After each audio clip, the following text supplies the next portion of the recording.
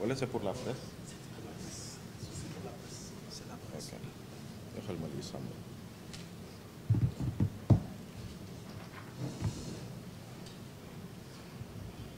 mbokk yi maa ngi leen di nuyu yéen ñëpp.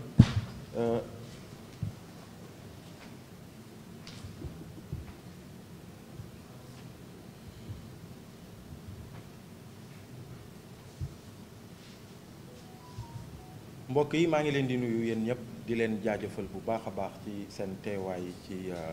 conférence de presse bi di à la suite de Denis Ndour di jéggalu bu baax a baax ci retard bi nga xamante ni amal nañ ko ci démarrage yu conférence de presse bi leen di wax rek ni gannaaw bi coordonnateur Mamadou Mbodj amalee kaddu gi ci kàllaama nasaraan damay daal di rek indi version wolofu déclaration bi nga xamante ni tey F24 force vive du Sénégal jug na pour fësal ko à travers la presse à travers cette conférence de presse pour que sénégalais yi ñu jot ci li may njëkk a wax mooy F24 mu ngi jaajëfal sénégalais yi dans toute leur diversité toutes les forces vives de ce pays muy mouvement citoyen yi di société civile di organisation politique di sénégalais yi tous ces sénégalais yi nga xamante ni ñu ngi ci gox-goxaan yi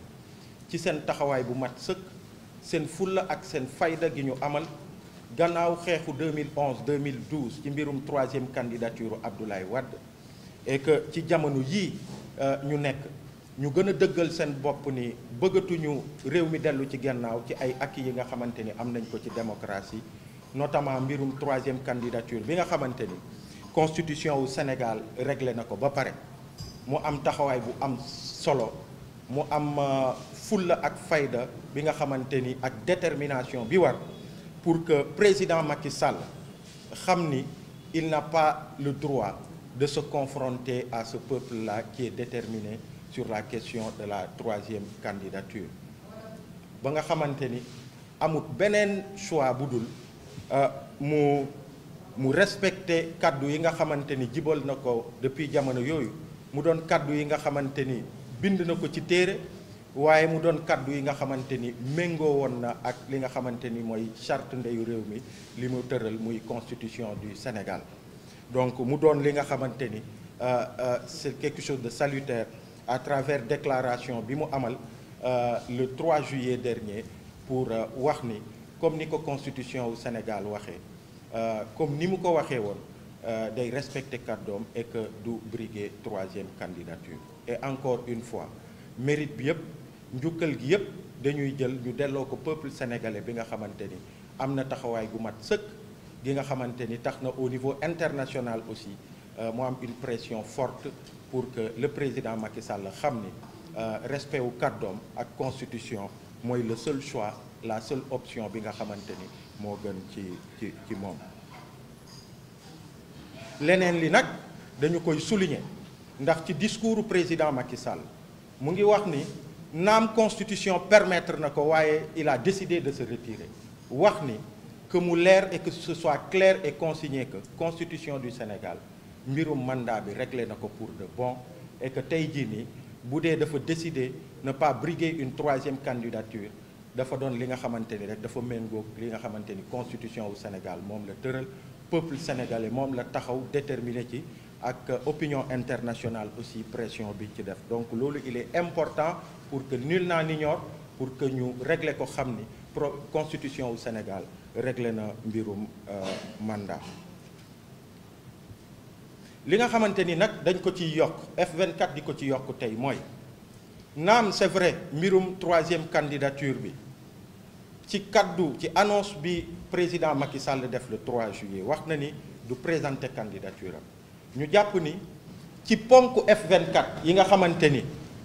moom moo ñu lié force vive yi nga xamante ni ñu ngi ci biir F24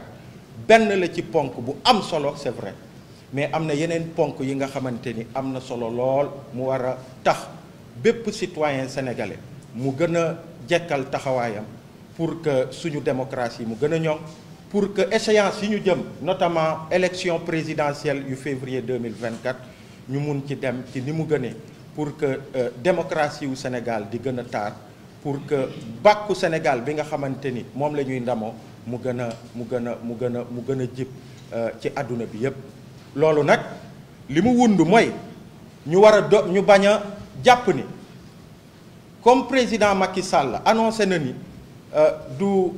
briguer troisième candidature rek que c'est réglé, loolu bu ñu ko defee ce serait la pire erreur que l'on pourrait faire. ndax ci xeex bi bokk na mbirum élection yi ñu jëm que ñu fexe ba mu doon des élections qui soient libres, transparentes et inclusives. bu ñu waxee nag élection libre mooy et transparente mooy processus bi yëpp acteurs yi yëpp ñu mën a déggoo sur les règles du jeu et que ku nekk mu mën ci am visibilité bu war pour que mu doon ay élections yu crédible. loolu nag bu ñu ko waxee dinañ wax mbirum parrainage bi ndax am na benn dialogue bi amoon ci ay jamono yii, un dialogue du palais bi nga xamante ni luñ ci jëlee ci mbirum parrainage yi Sénégal yëpp gis nañ ni le parrainage continue d'être benn nébuleux bi nga xamante ni classe politique bi, société civile bi, acteurs yi amuñu ci contrôle, et que président Macky Sall ci ndaje bi mu am ak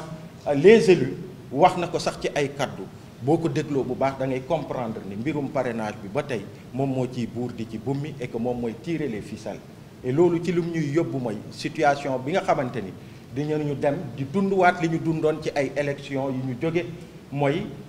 président Macky Sall ci ay coobareem que mu mën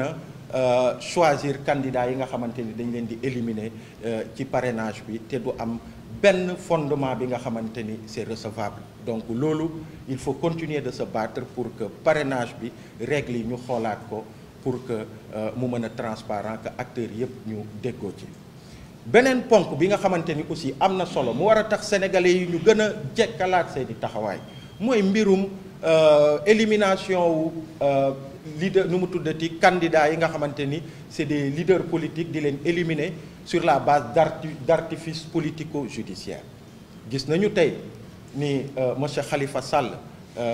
dinañ ko réhabiliter, gis nañu monsieur Karim Wade dinañ ko réhabiliter conformément aux exigences du F24, mais gis nañu aussi farce judiciaire bi nga xamante ni mu ngi tegu ci kaw le potentiel candidat Ousmane Sonko mu ngi wéy te du dëgg du yoon.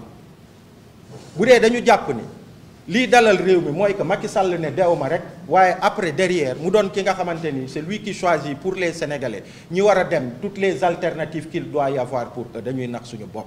bu ñu bëggee aller vers une paix qui soit durable, vers une paix bi nga xamante ni sérénité bi war pour que ñu jëm ci ay élections yu baax, il faut que yenn problèmes yi ñu régler ko, et notamment la question de tout ce qui est en train d'être fait pour éliminer le candidat, le potentiel candidat Ousmane Sonko. Il faut que loolu F24, que toutes les forces vivent, que tous les démocrates de ce pays ñu continuer quand même di ci addu, continuer di ci xeex pour que loolu mu dàkk, et que ñu dem ci ay élections qui soient le plus inclusives possible, donner au peuple sénégalais la possibilité de choisir entre plusieurs alternatives et toutes les alternatives possibles. waaye di def ay croc en jambe di xoqatal yenn candidats yi loolu du dëgg du yoon. sénégalais yi ànduñ ci, ñu ngi ciy xeex boobu ba tey, il faut que xeex boobu mu wéy. ndax président Macky Sall discours bi mu def bu dee mais vraiment et ça bu ngeen xoolee ci Covid bi ñu demee pour la première fois mouvement Y en a marre mu dem wuyu ji président Macky Sall au niveau du palais présidentiel. li ñu ko waxoon mooy li nga def nii rafet na lool ba ci sa opposant yu gën a farus ñëw nañu uyu ci la ci mbas mi pour que ñu ànd xeex mbas mi, mais président dañu bëgg nga xam ne acte bi sincérité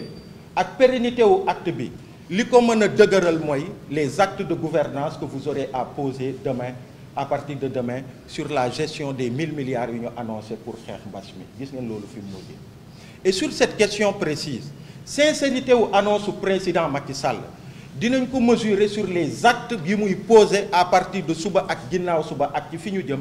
ci mbirum élection yi en termes de transparence ak en termes d'inclusion. inclusion nag mënuñu ko wax te yenn potentiel candidats yi nga continuer di utiliser la justice pour di leen écarter, loolu du dëgg du yoon. donc loolu aussi mu doon li nga xamante ni am na solo torop. mais en même temps il a parlé de son ouverture encore une fois ci discours am au dialogue, mais loolu mënoo ko wax te mu ngi am des centaines de prisonniers politiques, muy ay prisonniers d'opinion ou bien ay prisonniers yi nga xamante ni c'est des Sénégalais qui ont voulu exprimer un droit constitutionnel de manifestation pacifique. waxuma ñiy attaqué ay édifices waxuma ñeneen ak ñeneen mais la plupart yàlla def na man ci ay semaines yu ñu jógee maa ngi woon entre les commissariats et la cave du tribunal li ëpp sur ces centaines de jeunes yi nga xamante ni ñu ngi leen téye ci kaso yi c'est les jeunes des quartiers c'est des jeunes yi nga xamante ni dañu génn pour manifester pour l'approfondissement de leur démocratie loolu mooy dëgg wax ji nga xamante ni tout le temps ñu ngi ñu koy rabâcher ay mbirum terroriste ay mbirum force occulte mais xanaa nag bu ñu koy wax di ko wax par respect au peuple sénégalais à un moment nañ leen nañu terroriste yaa ngi jàpp nañ leen ay force occulte ngi démantelé nañ leen mais boobu ba tey amut fenn donc de grâce qu'on arrête de nous parler de ça ndaw yu nekk ci kaso yi c'est des fils de ce pays c'est des enfants qui viennent des quartiers man ñu ci bëri gis naa leen bi ma nekkee ci cave tribunal bi donc on ne peut pas dire qu'on veut aller vers des élections qui soient libres transparentes apaisées on ne peut pas ci discours 3 juillet bu président Macky Sall muy waxu apaisement ak ouverture au dialogue et que tous ces prisonniers tous ces détenus ñu maintenir leen au niveau des prisons du Sénégal du dëgg du yoon et F24 jàpp na ni loolu aussi bokk na ci ponk yi nga xamante ni sénégalais yi peuple sénégalais war na ci taxaw pour que ñu jëm ci élection yi nga xamante ni mooy doon ay élection yi gën waxuma sax mbirum toutes ces pertes en vies humaines yu am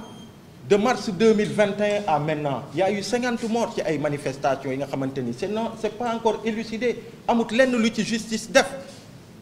du dëgg du yoon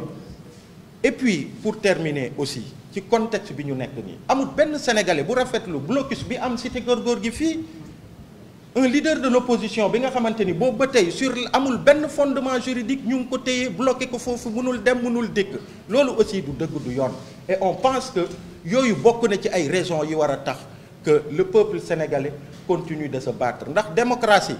ay acquis la rek boo xeexee mu am acquis bi nga xamante ni préserver nga ko tey jii nii Macky Sall annoncé na ni du présenté wu pour une 3e candidature il y a d'autres yi nga xamante ni mu ngi taxaw ne këtt ni jon il faut que ñu taxaw ci à travers le F24 et toutes les forces vives pour que ñu jëm ci ay élections yi nga xamante ni dina méngoog élections yi Sénégalais yi bëgg ñu am toutes les alternatives possibles que le peuple puisse choisir de lui-même qui succédera au président Macky Sall à la magistrature suprême mais que ce ne soit pas lui qui veuille choisir pour les Sénégalais leur prochain président de la République du Sénégal donc leneen li muy permettre loolu et tey doyen Mbodj wax na waxu dialogue du peuple bi ñu entamé dialogue du peuple def nañu première phase bi sur des questions yi nga xamante ni mu ngi jëm ci mbirum mandat bi am na ay waxtaan yu ñu ci am nañu ay waxtaan yu ñu am suñu justice réforme yi ci war a am waaye am na beneen phase bi nga xamante ni war na ñëw ci dialogue bi sur suñuy institution réforme yi ñu war a amal sur les questions de gouvernance ak yooyu loolu li muy permettre mooy bu ñu ko paree ba ñu tënk ko muy ay xalaat yi nga xamante ni ay sénégalais yu fasantikoo ñoom ñoo ko joxe ci ay waxtaan que F24 mu mën a apprendre des limites du M23 de 2011 pour que mu mën a am benn charte bi mu tënk sur ces différentes questions yu importantes yu soxal citoyens yi pour que bépp homme politique bi nga xamante ni yaa ngi biir F24 nga bëgg a briguer le suffrage des Sénégalais en février 2024 que charte boobu nga mun ko xaatim engagé wu à ce que yenn réformes yi boo ñëwee rek nga mun ci jublu boo ñëwee sur les 100 premiers jours d'ailleurs de ton arrivée nga xam fi la sénégalais yi di xaare que nga mën a def liggéey bi war pour que sénégalais yi ñu mun ci gis seen bopp donc loolu aussi bokk na ci liggéey yi nga xamante ni F24 mu ngi ci te dina ko matérialiser incha allah ci fan yi di ñëw. Pour terminer damay lancer juste benn message personnel à monsieur le préfet Mor Talla Tine di ko wax ni gis nañu fi ay préfet politique yu fasantikoo yu ci bëri gis nañu fi sax Alioune Badara Samb des préfets yi nga xamante ni malheureusement pourtant c'est de hauts cadres de l'administration yi nga xamante ni ils doivent être des républicains di liggéey rek te Sénégal tax te dee njaaxaanaay mais malheureusement gis ngeen boobu ba tey ñu ngi xeex pour yenn acquis yi par rapport à la liberté de marche par rapport à l'arrêté Ousmane Ngom bi nga xamante ni ça refuse à des citoyens ñu mën a am ay marche pacifique ci yenn zone Dakar yi notamment en centre-ville. gis ngeen fi Guy Marius Sagna docteur Babacar Diop ak d'autres Sénégalais qui ont voulu marcher pacifiquement dem devant les grilles du palais pour yeggee seen jooyu xol le chef de l'État bi nga xam mooy président Macky Sall gis ngeen li leen ci fekk c'est des mois de prison. Gis ngeen le préfet Mor Talla Tine tous les refus VDN place de la nation ak feneen ay citoyens sénégalais parce que kaddu yi ñuy jibal arrangé wul nguur gi ñu leen di bañal mais xool leen démb li xew ça a heurté la dignité de bon nombre de Sénégalais. On parle de l'arrêté Ousmane Ngom xaw ma kañ la Sénégalais yi gëj a am manifestation pacifique ou bien sax seen mbégte ñu mun di ko fësal ci yenn zone Dakar yi notamment en centre-ville boulevard de la République mais xool leen li xew démb au nom de quoi yenn Sénégalais yi ils ont le droit d'aller sur le boulevard de la République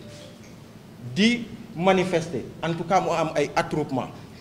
parce que ils sont partisans du président Macky Sall ñu bàyyi leen ñu def ko xaw ma ndax dañoo am autorisation ou pas parce que bu dee dañoo am autorisation mais pourquoi on leur accepte ce qu'ils ont refusé à Guy Marius Sagna, à Docteur Babacar Diop, à Pape Abdoulaye Touré et à d'autres bu dee dañu leen ko bañal pourquoi répression bi nga xamante ni teg nañ ko activistes yi di ko teg homme politique yi ak yeneen sénégalais yu farul ak Macky Sall kenn tegu leen ko démb. Je dis honte au préfet. Donc ça c'était un message que je voulais adresser au préfet Mor Talla Tine pour wax ko ni sur ça il n'a pas été à la hauteur xam nga de son grade ak fi ko sénégalais yu teg préfet dafa war a tëddee njaaxaanaay administration lay servir et administration sénégalais yi la fi nekkal donc je tenais à faire ce message bi nga xamante ni il est personnel adressé au préfet Mor Talla Tine mu xam ni li mu def du dëgg du yoon donc loolu laa amoon lu ma wax pour introduire di leen jaajëfal encore une fois ci seen taxawaay di wax rek ni pour terminer peut-être que lii ñu leen wax ni yëpp am na ay waxtaan yu ñu nekk di def au niveau du F24 par rapport au plan d'action am na ay marches ay manifestations yu ñu fi annoncé woon dinañ ñëw ci jëmmi jamono incha allah ñu gën ci xuus pour l'instant du ñu ko annoncé dañ ciy liggéey à l'interne ba lépp yemb jërë ngeen jëf